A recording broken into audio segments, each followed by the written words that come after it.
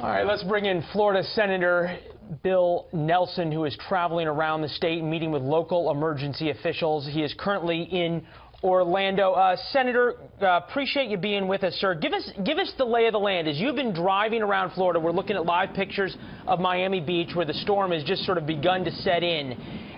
Do you have freedom of movement? Is there gasoline for people who still need to get out, or is everything deserted and locked down?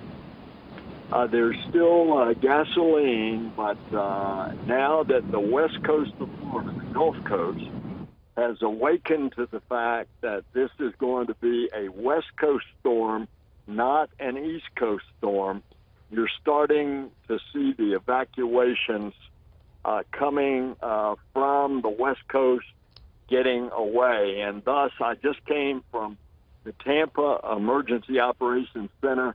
I-4, the interstate is getting heavy moving out of Tampa. Well, you know, it's fascinating. We talked to a number of people, and our crews on the ground did, who had left Miami and left sort of southeast Florida and the Keys and headed northwest to Naples, to Fort Myers, up to Tampa. And now all of a sudden, rather than being a place of refuge, they're in a place that they need to evacuate from, and hotels are saying, you've got to get out. Live pictures from Key West right now, and it is already ominous there. No power, dark black clouds.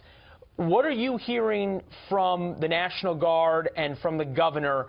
Are they ready for this? Have they had enough time to shift the assets from the East Coast to the West Coast?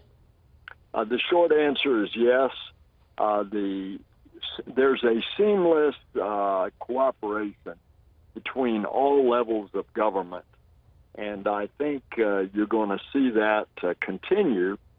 But if it is a storm that gets back close to Category 5 hitting near Key West, there's going to be really some destruction there. Now, the good thing is that there are only about 10,000 people left in Monroe County. That is the Florida Keys.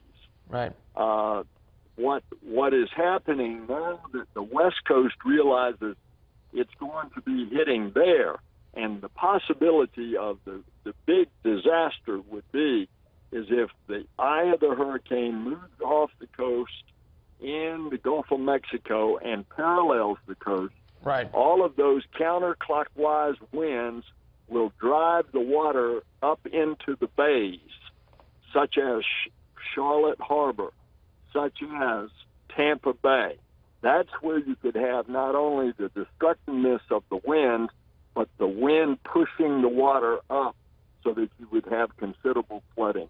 Well, as you point out, landfall there in Key West expected sometime overnight into early Sunday morning. The National Weather Service saying this is as real as it gets. Nowhere in the Florida Keys will be safe. And as you point out, if that eye wall moves off the coast a little bit and is able to keep getting fuel from those warm Gulf waters, this could go from horrible to something we can't even imagine. Senator Nelson, safe travels as you head throughout the state, and we know you got a safe place to hunker down from.